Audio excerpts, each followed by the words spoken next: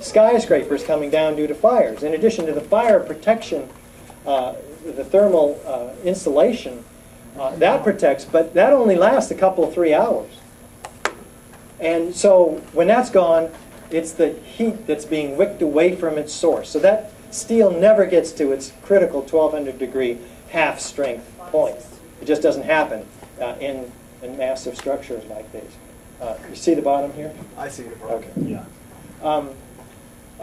So NIST came along and reversed FEMA's theory of pancaking, citing that what really happened here is that these fires heated up these trusses and they sagged, and they claimed 42 inches, which is ridiculous because they actually hired UL Laboratory to build these trusses, and they put a fire under them, and they only sagged 4 inches.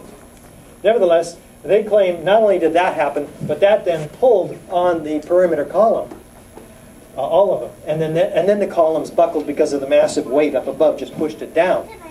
That's ridiculous also because in order to get that to happen, they had to impose artificially in their computer a 5,000-pound load against that column to get it to buckle. All of them, all the way around the building. This is fraud. So let's take a look and see if the Twin Towers have any of these examples of characteristic features of controlled demolition. Starting with, is there a sudden onset of destruction, not at the base of the building in the case of the towers, but of course at the point of jet plane impacts, which is in a deceptive controlled demolition where you would want to start those explosions, which is how you would do it. And we will be looking for witnesses of sounds of those explosions and flashes of light. Starting with the 118 first responders who heard sounds of explosions, saw flashes of light, but the city kept this information, oral recordings, under lock and key. We didn't even know about them until August of 2005. Why would they do that? And finally, the New York Court State of Appeals overturned them, and the New York Times got this testimony, and Graham McQueen documented it. And here's what they said. It shook my bones. Shortly before the first tower came down, I remember feeling the ground shaking, heard a terrible noise, and then debris just started flying everywhere. They hear these noises, all these first responders, and then they see the debris. It's not the buildings coming down and then causing these noises. Somewhere out of the middle of the World Trade Center, there was this orange and red flash coming out. Initially one flash, then the flash kept popping all the way around the building, and the building started to explode. It seemed like, 'cause on television, they blow up these buildings. It seemed like it was going all the way around like a belt, all these explosions. Well, let's take a look and see what they're talking about. Known controlled demolition on the left, North Tower on the right. Is there any similarity? You can start these explosions anywhere you want to bring these buildings down. Is there enough similarity to warrant a new investigation into the possible use of explosives? I saw a number of brief light sources being emitted from inside the building between floors 10 and 15. What's with all these light sources? Why doesn't this information get into the official record? Why isn't NIST looking at it, responding to it, and doing a real investigation? I saw low-level flashes. You actually heard the pops. You heard the pops of the building. It was blowing out on all four sides. Each popping sound initially an orange, and then a red flash came out of the building. And it would go all the way around the building on both sides. Well, here's the South Tower. Again, known controlled demolition on the left, South Tower on the right. Let's slow it down. We can start these explosions anywhere. Is there any similarity enough to warrant a new investigation? We think so. I saw flash, flash, flash. Then the building came down.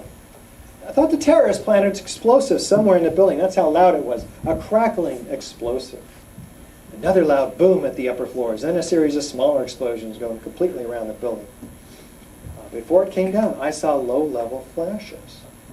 And these gentlemen, what did they experience? Floor by floor, instead of popping out. It was just if they had detonated. They were planning to take down a building. All the way down. Wow. There are dozens and dozens of witnesses hearing and seeing sounds of explosions the 2-hour version, you can hear the rest of them. We're going to take a look and see if there's any, again, relationship between the North Tower's characteristic of its destruction and a volcanic eruption in the Tongan Sea and a known controlled demolition, a known explosion over here. Upward, outward, arching streamers, pyroclastic volumes of hot gases propelling cauliflower-like shapes in these clouds. This is not what I would expect to see in a gravitational collapse. See, what we're told, it's an apple. What it is an orange. We're under shock during the morning, and we're just looking for answers. We want to put this behind us. It's painful. Nobody wants to talk about it. And so we've got the answer. Thank you very much, experts. It's an apple. I'll go on with my life now. Now, that was me for the first 4 years. And then I heard David Ray Griffin, and it was like being hit with a 2x4. It really was. Him talking about this oral testimony from these first responders. I go, I never heard any of this before. Let's take a look at the North Tower. It's hit about here by the airplane, and so we would expect, and we were told, this upper section drives down the rest. But that's not what's happening, is it? It's as if it's a mini explosive controlled demolition all on its own at the top of the tower. Let's take another look. There's no movement from here down until now. It's a classic controlled demolition from the point of jet plane impacts up. Let's take a closer look. Start and stop. We have belts of explosions, just like the firemen described, whereas this top is being systematically destroyed.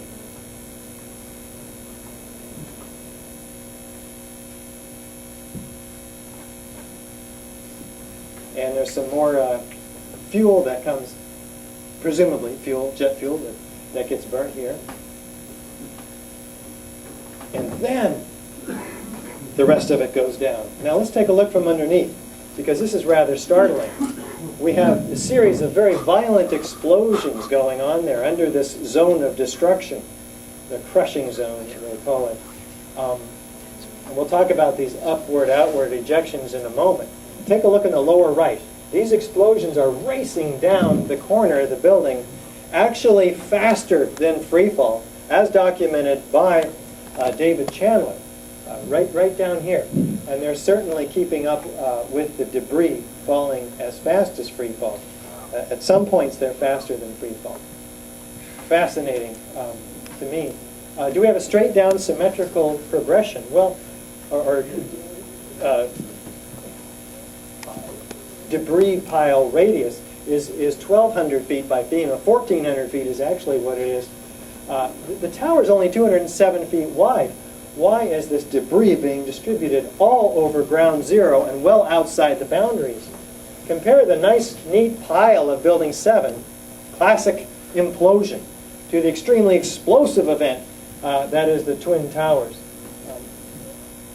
And do we have squibs? So let's listen to watch Loose Change, the movie, second edition, where they document this rather. In all the videos of the collapses, explosions can be seen bursting from the building 20 to 30 stories below the demolition wave. Here,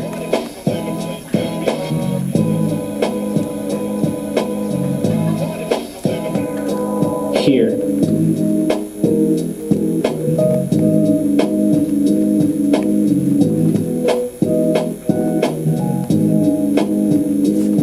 here,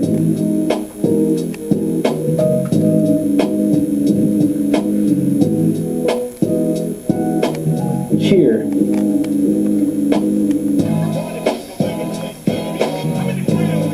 here,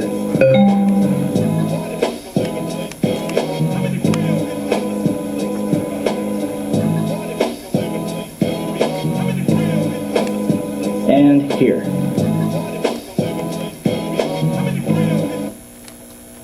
Fascinating. NIST tells us that these are puffs of air being produced by that giant piston pushing the rest of the building down, and that air is going to go down the elevator shafts and come out somewhere. But it doesn't quite work like that. These are not puffs of air. They're pulverized building materials. You can see the solids in there blowing out of the building. They occur at 160 to 200 feet per second. The videos we can measure. These are not air pressure speeds. They're explosively propelled speeds.